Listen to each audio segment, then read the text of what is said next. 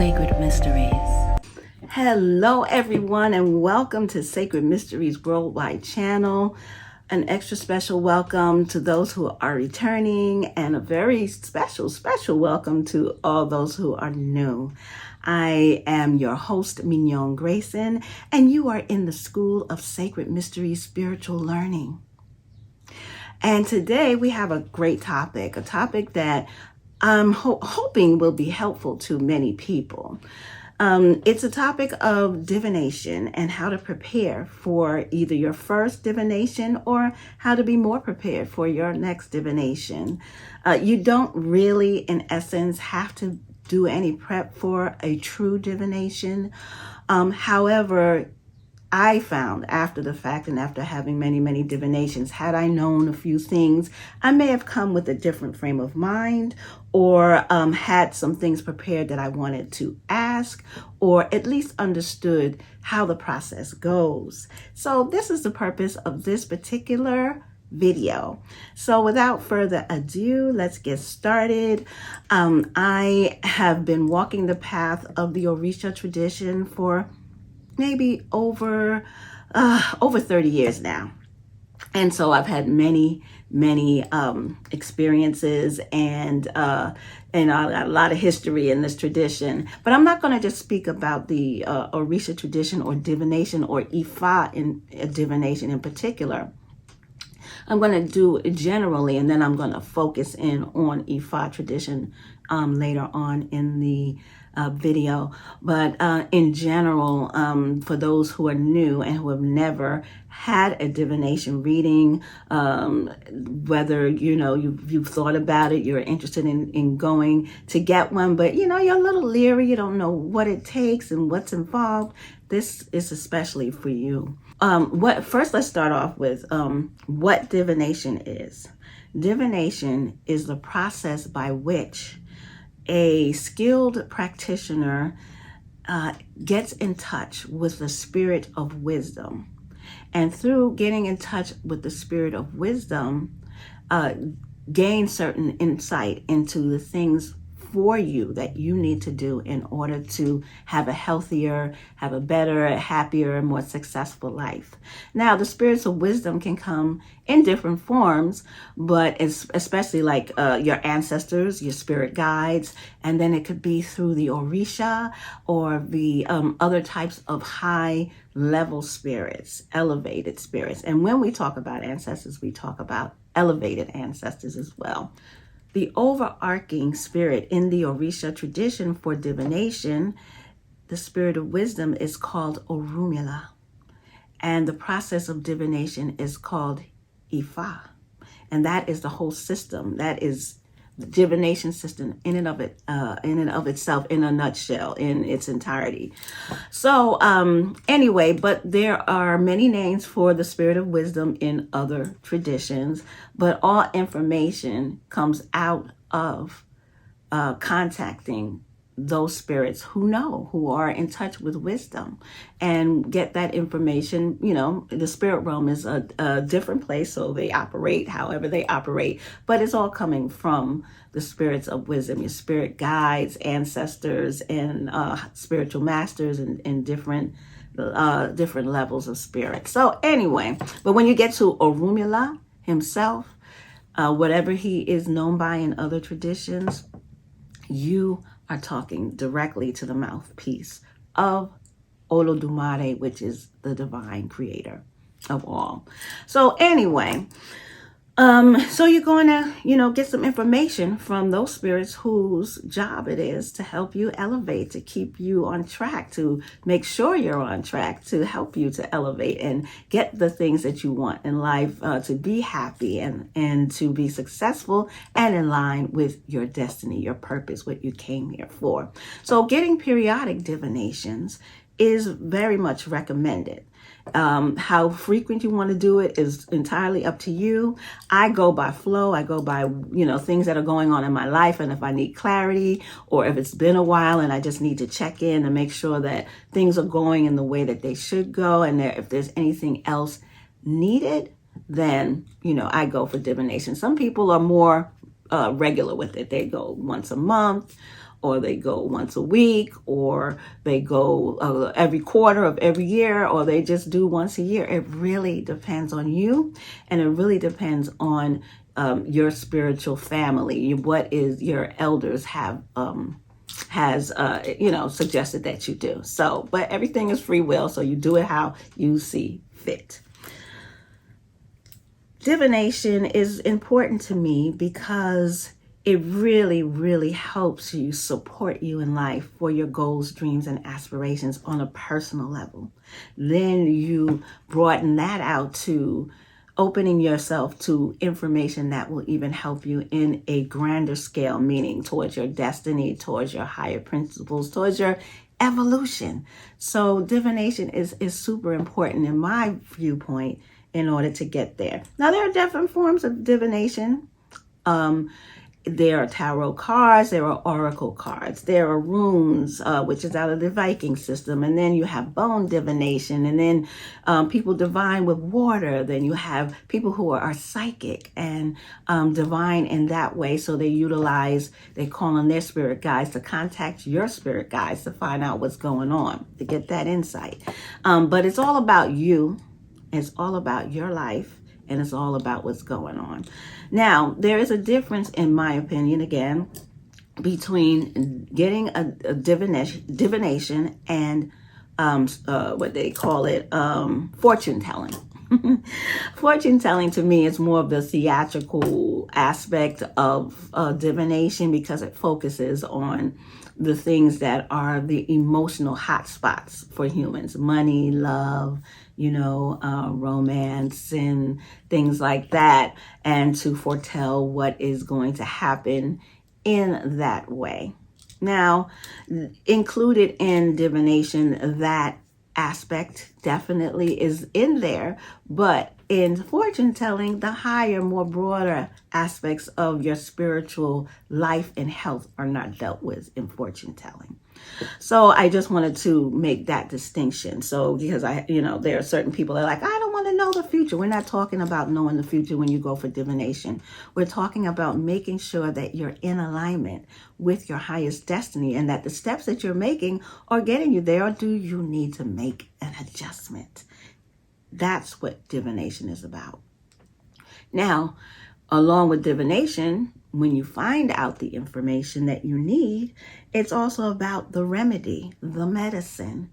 What is it that you need to do to course correct, to align, to clean off yourself spiritually, to make sure that you're resonating at the highest vibration that you can in order to attract and move forward in life and be successful, attract the great things and the good things, so that also includes money. That includes a great partner, not someone you're lusting after, but the best partner for you, who will bring you that long-term happiness, that group of people, that business that you want to start. When do you want to start it? Who your partners are, buying that house, buying that land. There are all kinds of important decisions that need to be checked in on, as well as seen in your divination, to make sure that everything's functioning at its healthiest level in every aspect of your life, be it the mundane everyday, or be it your spiritual health as a spiritual being, because that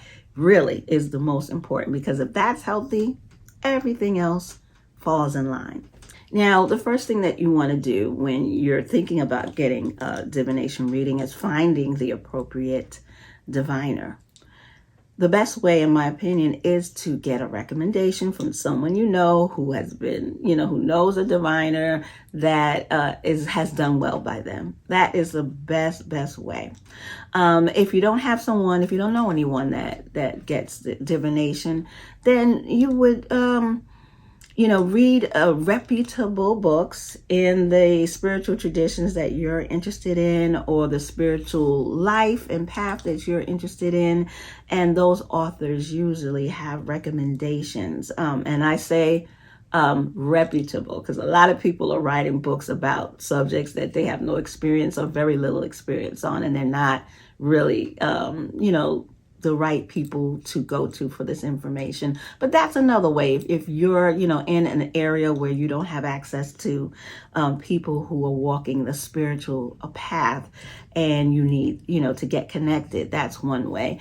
Also, you can check for festivals in your local area where they are having, whether it's African traditional festivals, whether it's pagan festivals, whether it's, different types of conventions and things like that. You can attend those and connect with people. And always, always, always listen to your own intuition. Follow your gut when you're meeting people and you don't have the history behind them.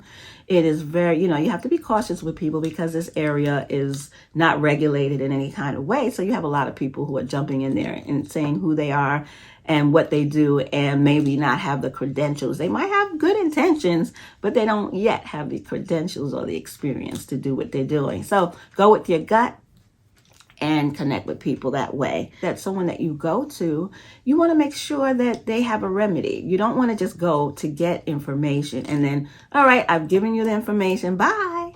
You want someone who's going to say, okay, well, here's what's going on. This is what needs a little help, and this is what you do in order to straighten things out, get things aligned. People who are just telling you information for you to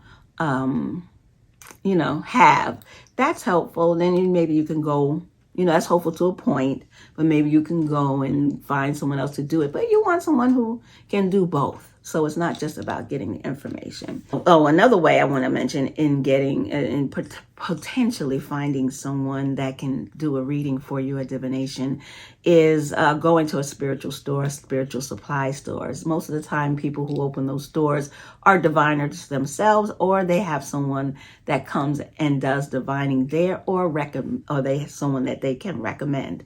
Again, always go with your gut to make sure that that person seems and feels, like the one that you need to go to. When you're vetting a priest, when you're going more into African traditional religions or any form of traditional religion that is in place, you want to vet the priest or priestess that is offering the divination. Of course, the referral, you can always ask about their integrity through people who have been to that person. And you can also, online has a lot of information. You can check them out online and see if you can find out any information before you reach out. Now, when you're going for divination, obviously there's a reason. Either there's a specific reason or generally you want to find some things out just to see where you're at. So think about that. And when you're going to sit before someone who is a diviner, you have that in mind. Whatever it is that is on your mind that's going on that you need help with, or that you just want a general reading and to find out where you're at. You go, and when you sit before them, you have that in mind, but also keep yourself open. Because I've seen some people go in and sit down with someone and they are completely closed, and it's more or less like, prove to me you know what you're talking about. Prove to me you know what you're talking about. Let me see how authentic you are. That's not helpful. It's totally not helpful, because remember, it's about your life. So if you're closing off, you are not allowing the person to pick up on the energy that's around you. You're not allowing the person to connect with your spirit guides or your ancestors who have a message. So go there with an open mind and open heart to find out what's going on. And, if that's not your intention, then, hey, carry on for yourself. You don't need to sit down in front of someone. If you need help or want help, go there and be open with that. So if you have a specific things that you want to know about, write a list of questions that you want answered. Because usually in divination, there is a point where the diviner, the reader, will ask you if there's anything else you want to know or you have any questions. I know specifically in Ifa divination, the Babalaos that I have been to, they have a point in the divination when they've given all the information that they intend to give at that moment. There's a point where you have any yes or no questions. So you go there with just specific and have them written out where they can be answered with yes or no. And so that's a great way to plan, because you really, and some of it will be answered, trust me, in the reading before you even ask the question. But it's good to go, because what's not answered in the reading, you will then be able to ask at that point. Now, if you're not offered that, then ask, because you're a paying client. Say, listen, I have some yes and no questions before you close. I have some yes and no questions. And then they proceed to give you that time and space to ask your question. In particular, when you're dealing with an Ifa divination, it comes from an ancient culture, and it has a system of how things are done, which varies slightly, but generally is very, very similar across the board. When you're going to see an Ifa priest, an Iyanifa, which is the female Ifa priest, high priest in the Yoruba tradition.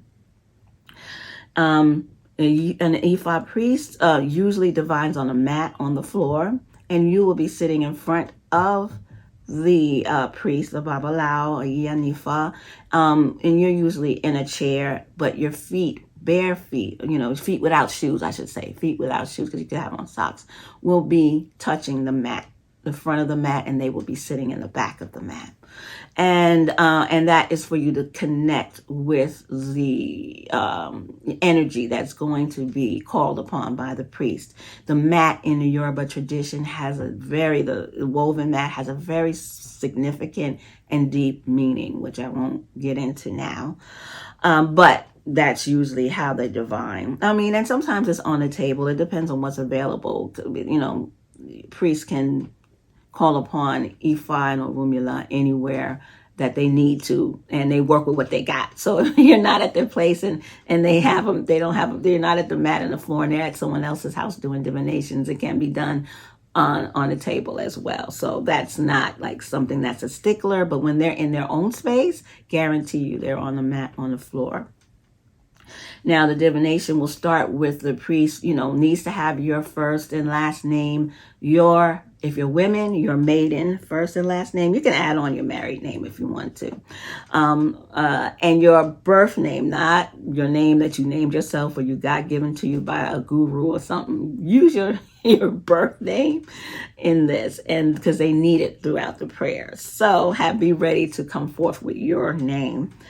And so the reading opens up with beautiful prayers that go on for a little bit, some minutes and before. And then the priest will divine with what they call an opuele, which is a divining chain. Then what they call the letters are come out through that reading. And that's a whole process. That's an experience in and of itself. I don't want to spoil it for you by giving too much detail, but it's a very beautiful process.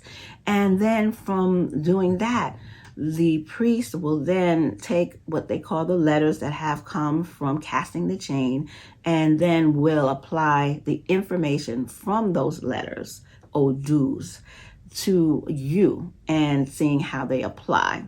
Come with a pen, always come with a pen and pad for whatever readings you ever get. Some priests allow you to record, others prefer you to write your notes.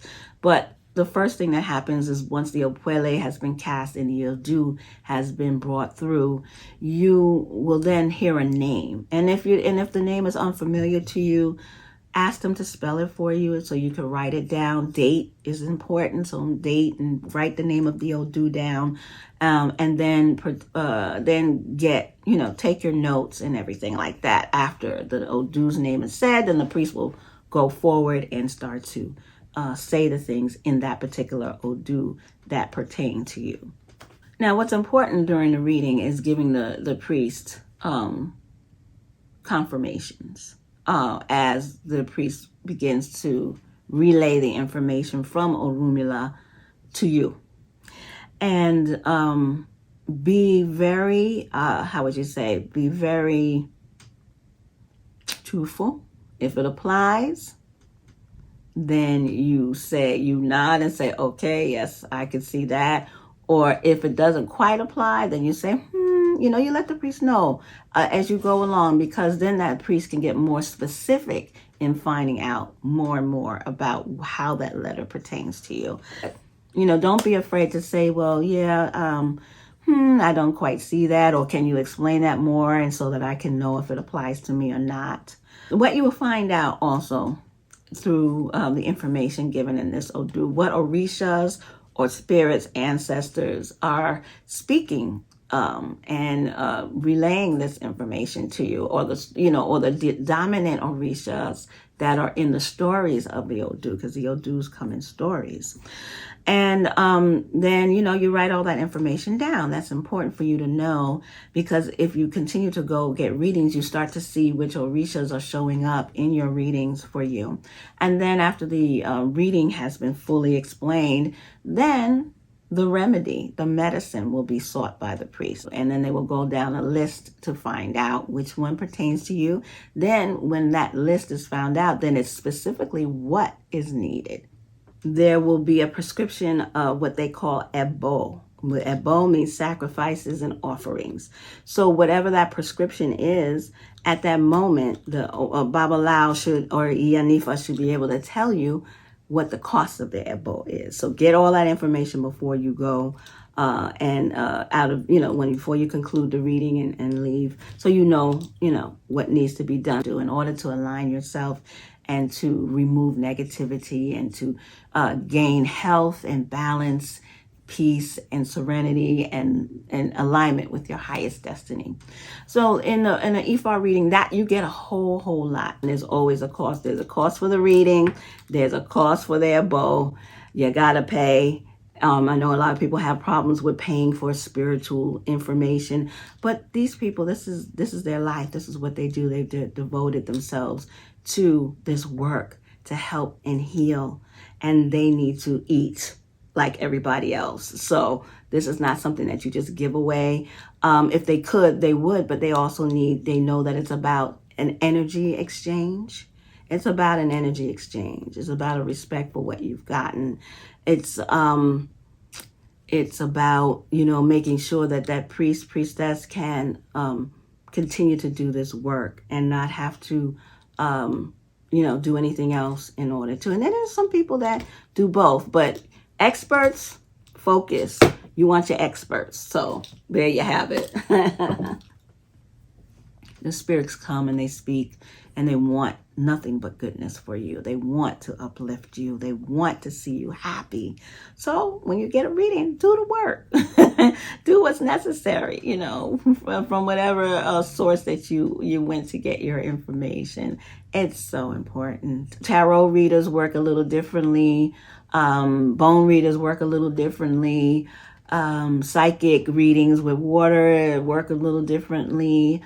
And, they all come through with information that's needed for you. Everything is about what's needed in that moment, that point in time, for you in order to move you forward. That's why it's so important to get whatever remedies that came out of your readings, your divination. That's why it's important to get on it and get it done right away, because things change. So it's about the energetic changes that go on, the energetic things that are going on with you in your life, and everything, every ailment, every problem, everything that is either out of alignment or in alignment with you was an energy, a spiritual energy principle first before it manifested in your life. As life goes on, we get a little off. You feel it. You're like, oh, I'm not feeling exactly how I used to feel, or things are feeling a little off, and or things aren't going. You keep running into blockages after blockages, and things aren't clicking. You need that spiritual insight, because something needs to be done to unblock it. And it may be for you're good that it's blocked, or it may be because something is getting in the way that it's blocked and you need to remove it. So, find out, get that information, Anyway, I hope this has been helpful. If you have any questions, please leave it in the comments. And if you like the video, please like it. Please share it. Subscribe. I got more good content coming to you. Sacred Mysteries.